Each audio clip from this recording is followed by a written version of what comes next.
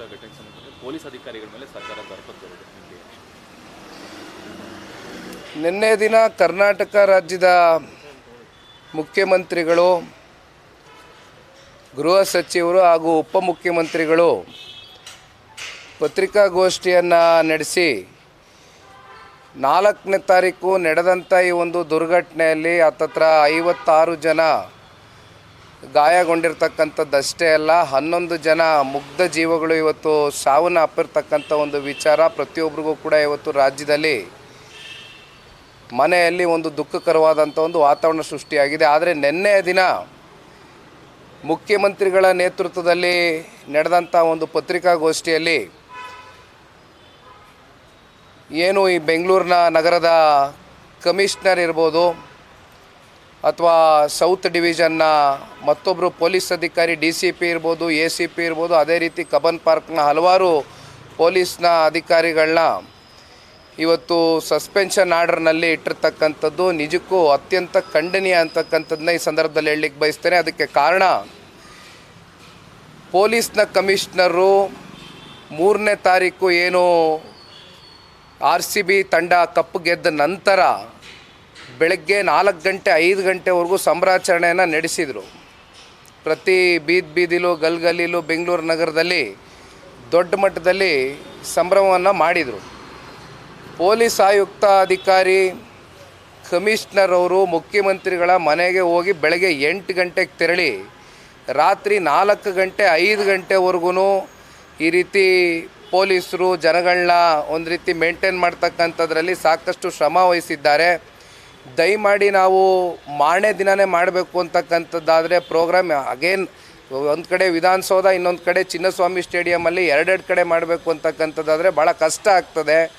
ಬೇಡ, ಭಾನುವಾರದ ದಿನ ಇದನ್ನು ಇಟ್ಕೊಳ್ತಕ್ಕಂಥದ್ದು ಸೂಕ್ತನ ನೋಡಿ ಅಂತಕ್ಕಂಥದ್ರ ಬಗ್ಗೆ ಚರ್ಚೆ ಮಾಡ್ಕೊಂಡು ಬಂದ ಮೇಲೂ ಕೂಡ ಇವರು ಕ್ರೆಡಿಟ್ ಗೇಮ್ ತಗೊಳ್ಳೋದಕ್ಕೋಸ್ಕರ ತರಾತುರಿಯಲ್ಲಿ ಅತ್ಯಂತ ಅರ್ಜೆನ್ಸಿನಲ್ಲಿ ಏನು ವಿಧಾನಸೌಧದಲ್ಲಿ ಮತ್ತು ಚಿನ್ನಸ್ವಾಮಿಲಿ ಕಂಡಕ್ಟ್ ಮಾಡ್ಕೊಂಡ್ರು.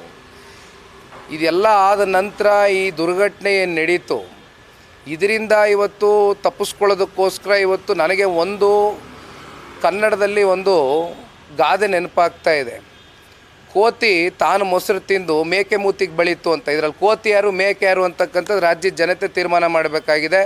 ಆದರೆ ಒಂದು ನಾನಿಲ್ಲಿ ಹೇಳ್ತಕ್ಕಂಥದ್ದು ನೋಡಿ, ಇವತ್ತು ಸಿದ್ದರಾಮಯ್ಯನವರು ಒಂದು ಪಾಯಿಂಟ್ ಹೇಳ್ತಾರೆ, RCB ತಂಡ RCB ಕಡೆಯಿಂದ ಮತ್ತು KCA ಕಡೆಯಿಂದ ಅವರು ಇಲ್ಲ ನಾವು ಇಮ್ಮಿಡಿಯೇಟಾಗಿ ಪೆರೇಡನ್ನು ಮಾಡಬೇಕು, ಪ್ಲೇಯರ್ಸನ್ನು ಕರ್ಕೊಂಡು ಇಡೀ ಬೆಂಗಳೂರು ನಗರದಲ್ಲಿ ಒಂದು ಪೆರೇಡನ್ನು ವಿಕ್ಟ್ರಿ ಪೆರೇಡ್ ಮಾಡಬೇಕು ಅಂತಕ್ಕಂಥದ್ರ ಬಗ್ಗೆ ಅವರು ಟ್ವೀಟ್ ಮಾಡಿದ್ರು ಅಂತಕ್ಕಂಥದ್ರ ಬಗ್ಗೆ ಚರ್ಚೆ ಮಾಡ್ತಾರೆ.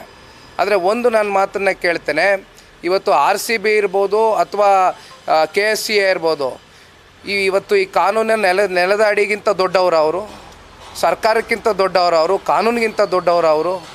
ಇಲ್ಲಿ ನಾನು ಇವತ್ತು ಕೈನಲ್ಲಿ ಇಟ್ಕೊಂಡಿರ್ತಕ್ಕಂಥದ್ದು ಸಿದ್ದರಾಮಯ್ಯನವರ ಒಂದು ಟ್ವೀಟ್ ಏನಿದೆ, ಅವರೇ ಖುದ್ದಾಗೆ ಟ್ವೀಟ್ ಮೂಲಕ ಇವತ್ತು ಪ್ರತಿಯೊಬ್ಬರಿಗೂ ಕೂಡ ಆಹ್ವಾನಿಸಿದ್ದಾರೆ, ಪ್ರತಿಯೊಬ್ಬರಿಗೂ ಕೂಡ ಇನ್ವೈಟನ್ನು ಕೊಟ್ಟಿದ್ದಾರೆ, ಪ್ರತಿಯೊಬ್ಬರು ಬನ್ನಿ ಅಂತಕ್ಕಂಥದ್ದನ್ನ ಹೇಳಿದ್ದಾರೆ. ಆದರೆ ಒಂದು ಇಲ್ಲಿ ಕಮಿಷನರ್ ಅವರು ಏನು RCB ಮತ್ತು ಇವರು ಒಂದು ಪೆರೇಡ್ ಮಾಡಬೇಕು ಅಂತಕ್ಕಂಥದ್ದು ಹೇಳ್ತಾರೆ. ಅದರ ರೈಟಿಂಗಲ್ಲಿ ಏನು ಕಮಿಷನರ್ ಅವರು ಯಾವುದೇ ರೀತಿ ರೈಟಿಂಗ್ ಕೊಟ್ಟಿಲ್ಲ ಅವ್ರಿಗೆ. ಹಾಗಾಗಿ ಹೇಳ್ಬೋದಾಗಿತ್ತು ನಾವು ಇನ್ನೊಂದು ಸ್ವಲ್ಪ ಸಮಯ ತೆಗೆದುಕೊಳ್ಳೋಣ, ಈ ಮಾರನೇ ದಿನವೇ ಮಾಡ್ತಕ್ಕಂಥದ್ದು ಆಗೋದಿಲ್ಲ, ಇನ್ನೂ ಎಕ್ಸ್ಟ್ರಾ ಪೊಲೀಸ್ ಫೋರ್ಸ್ಗಳನ್ನ ಹಾಕಬೇಕಾಗ್ತದೆ, ಎಲ್ಲವನ್ನು ನಾವು ಆಯೋಜನೆ ಭಾಳ ಯಶಸ್ವಿಯಾಗಿ ಕಾಣಬೇಕಾಗ್ತದೆ. ನಾಳೆ ಏನಾದರೂ ಸ್ಟ್ಯಾಂಪೇಡ್ ಆಗ್ತಕ್ಕಂಥ ಸನ್ನಿವೇಶಗಳು ಆಗ್ಬೋದು ಅಂತಕ್ಕಂಥದ್ದು ಮುನ್ನೆಚ್ಚರಿಕೆ ಕ್ರಮವನ್ನು ವಹಿಸಬೇಕು ಅಂತಕ್ಕಂಥದ್ದನ್ನ ಎಚ್ಚರಿಕೆ ಕೊಟ್ಟಿದ್ದರೂ ಕೂಡ ಇವೆಲ್ಲವನ್ನು ಗಾಳಿಗೆ ತೋರಿ ಅದರಲ್ಲೂ ಈ ರಾಜ್ಯದ ಉಪಮುಖ್ಯಮಂತ್ರಿಗಳಲ್ಲ, ಇವತ್ತು ರೀಲ್ಸ್ ಮಿನಿಸ್ಟರ್ ಅಂತ ಕರೀಲಿಕ್ಕೆ ಇಷ್ಟಪಡ್ತೇನೆ ಅವ್ರನ್ನ. ಯಾಕೆಂದರೆ ಇವತ್ತು ಅವ್ರು ನಡ್ಕೊಂಡಿರ್ತಕ್ಕಂಥ ರೀತಿ ಇದೆಯಲ್ಲ, ನಿಜವಾಗ್ಲೂ ಕೂಡ ನಿನ್ನೆ ದಿನ ಬಂದು ಕಣ್ಣಲ್ಲಿ ನೀರು ಹಾಕ್ತಾರೆ. ಒಂದು ಪಾಯಿಂಟ್ ಹೇಳ್ತಾರೆ, ನಾನು ಭಾಳ ಸೂಕ್ಷ್ಮವಾಗಿ ಗಮನಿಸ್ತಾ ಇದ್ದೆ. ಎಲ್ಲ ಫೋನ್ಗಳೆಲ್ಲ ಬ್ಲಾಕ್ ಆಗಿಬಿಟ್ಟಿತ್ತು, ನಮಗೆ ಸಿಗ್ನಲ್ ಬರ್ತಾ ಇರಲಿಲ್ಲ, ನನಗೆ ವಿಷಯ ತಿಳಿಲಿಲ್ಲ, ಆದರೆ ನಾನು ಮಾಧ್ಯಮದ ಮೂಲಕ ವಿಷಯ ತಿಳ್ಕೊಂಡೆ ಅಂತ ಹೇಳಿದ್ರು. ಮಾಧ್ಯಮದ ಸ್ನೇಹಿತರು ನೀವು ಹೇಳಬೇಕು, ಮಾಧ್ಯಮದ ಮೂಲಕ ಒಬ್ಬರು DCM ವಿಷಯ ತಿಳ್ಕೊತಾರೆ ಅಂದರೆ ಒಂದು ಅಥವಾ ನೀವು ಸೋಷಿಯಲ್ ಮೀಡಿಯಾ ನೋಡಬೇಕು, ಇಲ್ಲ ಅಂತ ಹೇಳಿದ್ರೆ ಫೋನ್ ಥ್ರೂಯಿಂದ ಯಾರಾದರೂ ಮಾತಾಡಬೇಕು. ಈ ಫೋನ್ ಸಿಗ್ನಲ್ಸ್ ಎಲ್ಲ ಕಟ್ಟಾಗಿದೆ, ಜಾಮರ್ ಹಾಕಿದ್ರು, ನನಗೆ ಸಿಗ್ನಲ್ ಬಂದಿಲ್ಲ ಅಂತಕ್ಕಂಥದ್ದು ಒಂದು ಕಡೆ ಹೇಳ್ತಾರೆ. ಟೆಕ್ನಿಕಲಿ ಅವರೇ ಉತ್ತರ ಕೊಡಬೇಕು ಇದಕ್ಕೆ, ನನಗೆ ವಿಷಯನೇ ಗೊತ್ತಿಲ್ಲ ಅಂತಾರೆ. 3:45 ಗಂಟೆ ಮಧ್ಯಾಹ್ನ ಮೊದಲನೇ ಸಾವಾಗಿದೆ ಅಂತಕ್ಕಂಥ ಅಧಿಕೃತವಾಗಿ ಅವ್ರಿಗೆ ವಿಚಾರ ತಿಳಿದ ಮೇಲೂ ಕೂಡ ಮತ್ತವರು ಮುಂದುವರಿಸಿ ಚಿನ್ನಸ್ವಾಮಿ ಸ್ಟೇಡಿಯಂಗೆ ಪ್ಲೇಯರ್ಸ್ನ ಕರ್ಕೊಂಡೋಗಿ ಅಲ್ಲಿ ನಿಂತ್ಕೊಂಡು ಆ ಕಪ್ನಿಟ್ಕೊಂಡು ಮುತ್ತು ಕೊಟ್ಕೊಂಡು ಇವೆಲ್ಲ ಮಾಡಿದ್ರಲ್ಲ, ಇದಕ್ಕೇನು ಉತ್ತರ ಕೊಡಬೇಕು? ಇದಕ್ಕೆ ಯಾರು ಉತ್ತರ ಕೊಡಬೇಕು? ಇವತ್ತು ಒಂದು ಮಾತನ್ನು ಹೇಳ್ತೇನೆ, ದಯವಿಟ್ಟು ಸಾಕಷ್ಟು ಜನ ನಿವೃತ್ತ ಪೊಲೀಸ್ ಅಧಿಕಾರಿಗಳು ಇದ್ರ ಬಗ್ಗೆ ಮಾತನಾಡಿದ್ದಾರೆ. ನಿನ್ನೆ ದಿನದಿಂದ ನಾನು ನೋಡ್ತಾ ಇದ್ದೇನೆ. ಇವತ್ತು ಈ ರೀತಿ IAS, KAS, IPS ಆಫೀಸರ್ನ ಮುಂದಿಟ್ಕೊಂಡು ಅವ್ರಿಗೆ ಬೇಕಾದಂಗೆ ಕಾರ್ಯಕ್ರಮಗಳು ತೀರ್ಮಾನಗಳು ತಗೊಂಡು ಕೊನೆಗೇನಾದ್ರು ಹೆಚ್ಚು ಕಮ್ಮಿ ಆದಂಥ ಸಂದರ್ಭದಲ್ಲಿ ಅವ್ರ ಮೇಲೆ ಇವತ್ತು ಗೂಬೆ ಕೂರಿಸ್ತಕ್ಕಂಥ ಕೆಲಸ ಆಗ್ತದೆ. ದಯಮಾಡಿ ಎಲ್ಲ ನಿಷ್ಠಾವಂತ ಅಧಿಕಾರಿಗಳಿಗೆ ಕೈ ಜೋಡಿಸಿ ಮನವಿ ಮಾಡ್ತೇನೆ, ಈಗಲಾರು ಎಚ್ಚೆತ್ಕೊಳ್ಳಿ.